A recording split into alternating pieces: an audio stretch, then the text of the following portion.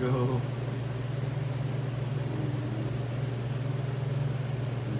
To my channel. There it is.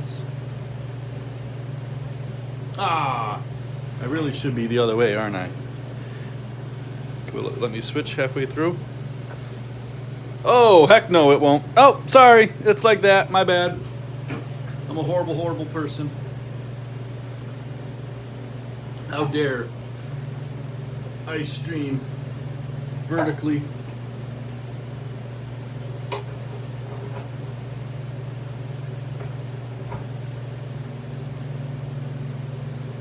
And just today, there was a discussion in one of the groups about poor live streaming etiquette. And here I am vertically. Oh, what a piece of trash.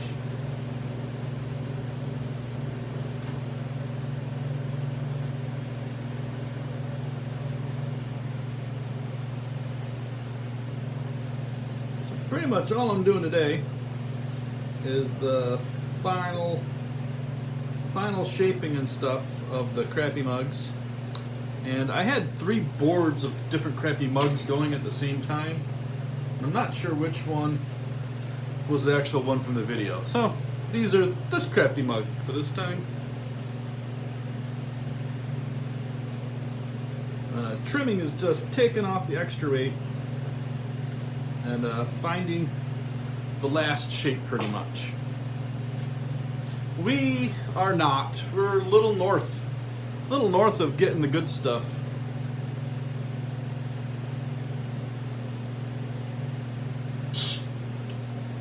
It's mostly southern New York.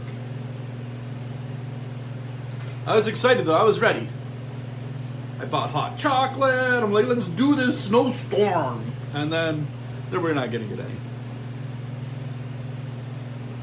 Yeah, here in Syracuse, like we want the snow. Give us those snowstorms. We always get jealous when other people get a snowstorm. Oh, well, thanks. I can't read it. Well, man, I should probably make that font bigger. Is it Michael or Mackay? I can't. It's too far away, and I probably need to wear glasses if I'm going to be doing this. But I don't wear my glasses in the studio. So for the crappy mugs here, I'm pretty much cleaning up the bottom in a way that I'm going to get left with a surface here that I can decorate and illustrate on.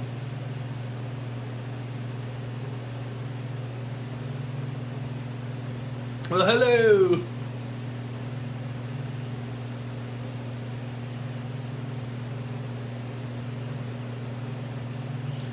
How's Poland doing with the pandemic? Are they doing all right? Are they being safe and everything?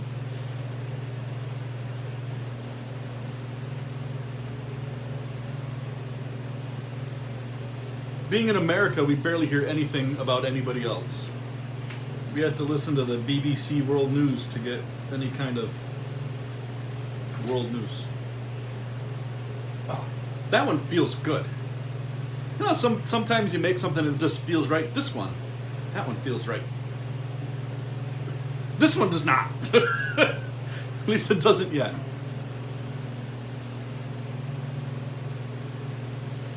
First 2 here are porcelain, and the rest are going to be the reclaim.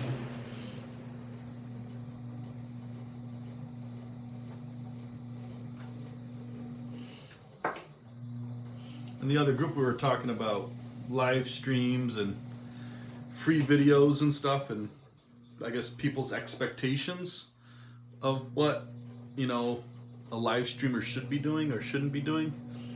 And I felt like I had to get right on and live stream as soon as I could so that I didn't get too hung up on it.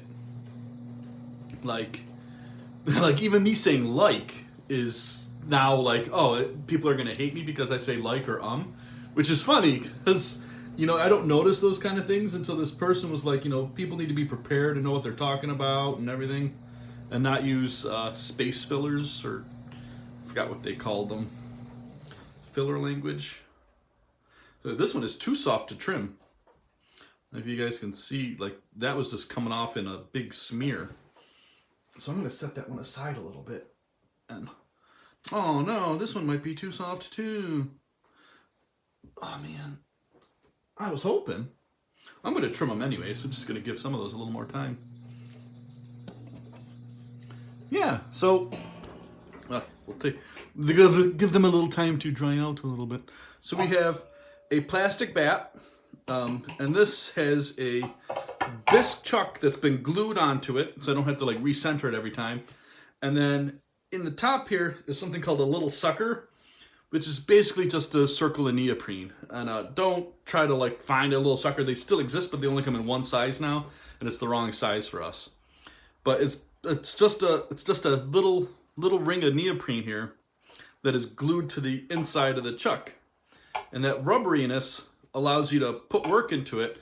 And if you dampen a little bit, the piece will stick to it. If you leave it dry, you know, it can move around. I usually use it a little dry, especially when the pieces are wet. And then, you know, just go on the pins because it's already on the bat and it's pretty much centered. Everything stays even and it's quick. You'll notice that it's quicker than, you know, I don't use a Giffen grip for things like trimming. And because, you know, it leaves dents.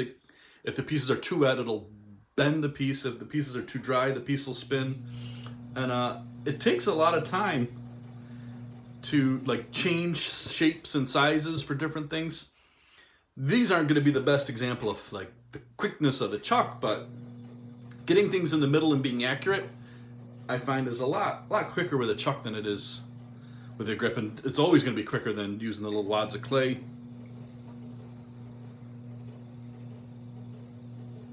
But these are on the really soft side of trimming. I mean, if we get the little piece of clay here, you can see I can ball that back up into a nice clean ball. Like, this is a little too wet to be trimming, but I have that time right now, and I wanted to get it done before it takes too long, because Thursday we're going to be putting the handles, or decorating the handles, and then possibly putting the handles on. And these need to set up a little bit more. Yeah, I mean, and like people have said, oh, why don't you make and sell those kind of things? And it's like, well, because you guys should make them. Like make a set of chucks yourself. It'll take you, you know, at most a couple hours of throwing to make yourself a series of 4. You know, trim them out, make them nice. You know, it's not a lot of work, and they are invaluable for my studio practices. I had to have chucks. Like, it's thin necks, all that kind of stuff.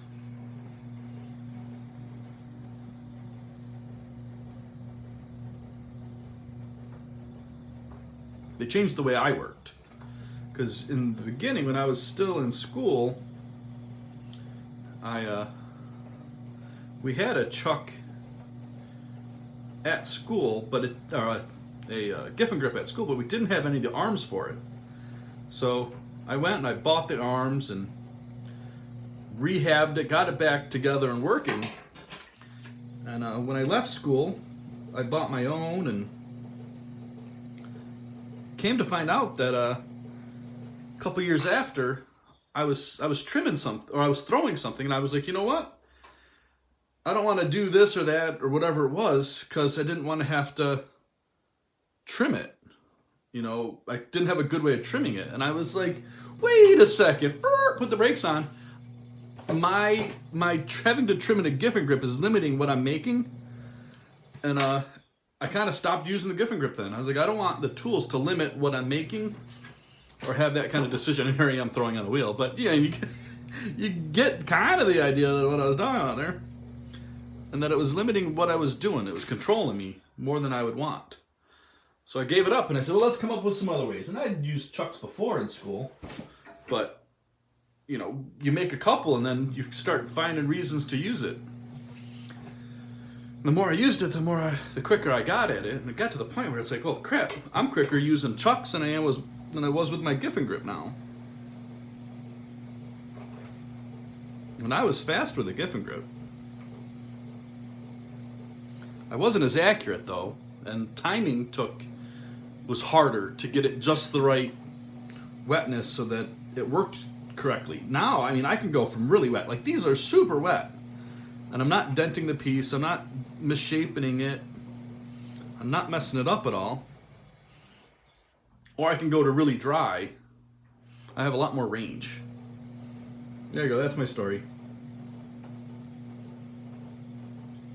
And I don't think I said that much.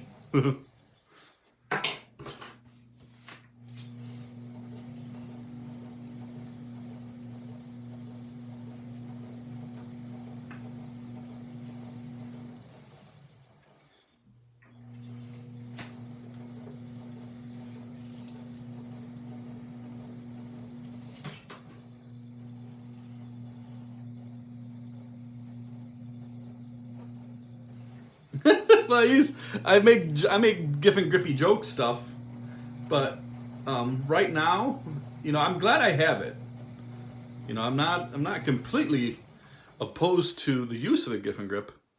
Some people think I really hate them, and I don't hate the GIF and grip. I just think that they're often promoted as the best case solution for problems that I don't think they are the best solution for, like burnishing or not burnishing, polishing the bottom of pots after the glaze firing, to use the diamond hand pads and everything, to hold a piece and be able to work them like that. They're perfect. They're better than the chucks and everything for that, because you can put tremendous amount of pressure on them because you're not going to break the piece. That has saved my hands a lot. So I'm glad I still have them for that.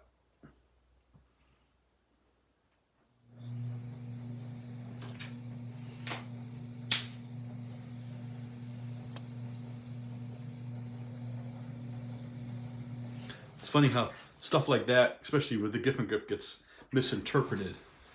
People say, I don't think that they're cheating because they're not faster, they're not more accurate and everything, and people automatically assume that I said that everybody that uses them is stupid. Or no, I just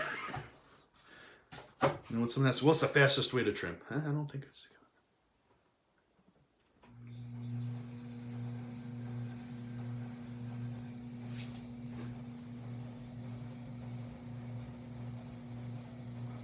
Oh, these are really, really wet.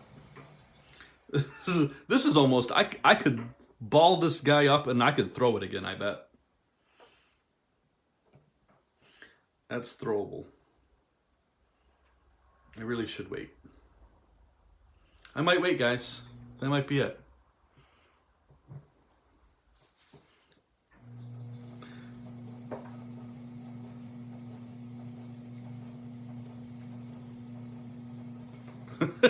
I can't. I guess I gotta keep going. But yeah, this is too wet. Don't do this.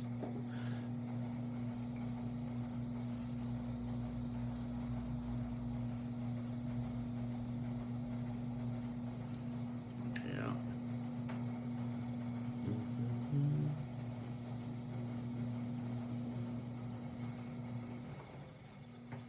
Hey.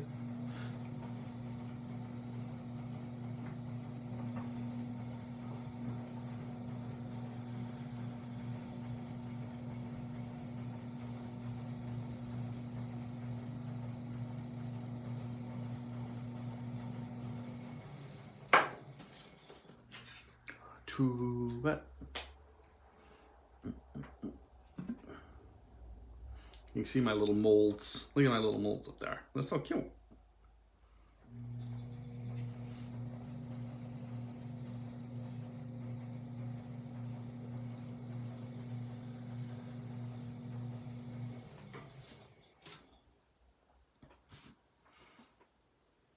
Yeah, that's going to be it. You get the idea. You don't need to see me trim them all. I am going to wait on the rest of them, though, because they are too wet. Yeah, if you're watching this as a replay, or actually right now, if you guys want, if you guys have questions, I can answer verbally. Shoot, go for it. If not, I'll answer them afterwards. But yeah, I should have checked them before I started the live stream. Horrible, horrible presenter I am.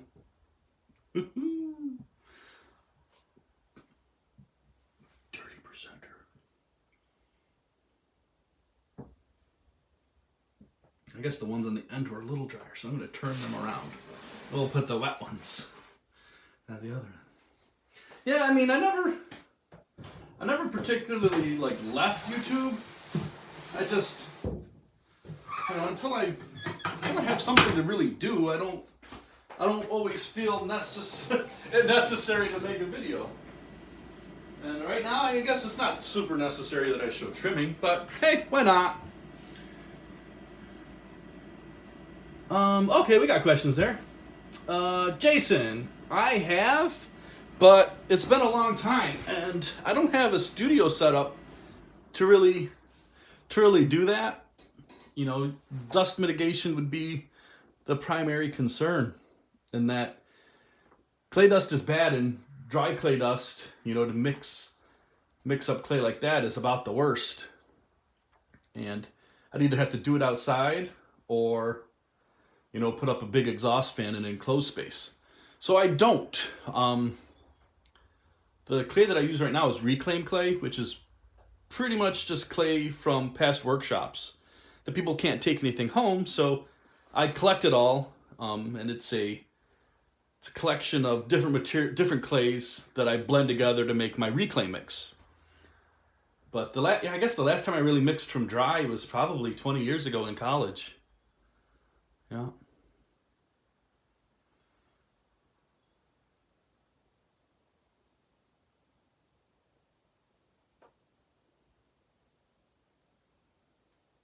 Oh, well, that's good, Lincoln. Yeah, I mean, you can get clays that fire pretty low, like heat treating temps. Does reclaimed clay get short? Well, it depends on how you reclaim. So some folks have been taught, or they reclaim by drying the clay out till it's dry, crushing it up, re-wetting it. And that's, I mean, it's not the worst. Well, it is not the best thing to get plastic clay. If you're throwing and you wreck a pot, save that stuff, put it in a bucket, try not to add a lot of water to it, and that'll take just a little bit of reclaiming, a little bit of like wedging to dry it out enough to use. If you've got slop, you know, there are a couple different ways you can dry it. One would be on like a big plaster bat, or some people will hang it in a pillowcase. I usually just let it sit in the bucket until it's evaporated and started to crack on top. Then you can mix it up and spread it out on plaster. Or if you're in a northern climate like I am, you can take a bucket of slip, put it out, and let it freeze.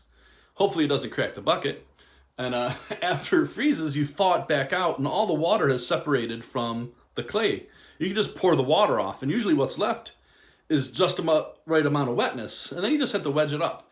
If you go all the way to drying it up and then reclaiming it, you have to deal with wetting all those clay particles again, and that takes time or a lot of mechanical energy. And most people don't have the patience, and then they end up with short clay.